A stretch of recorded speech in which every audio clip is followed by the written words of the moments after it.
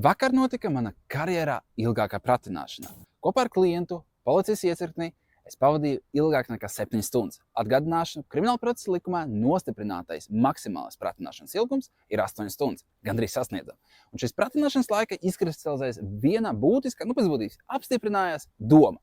Proti, ja gadījumā jūs aiztur, ved uz pratināšanu, izskrat dzīvoklī un atkal ved uz pratināšanu, būtiski šajā pratināšanā pieaicināt advokātu.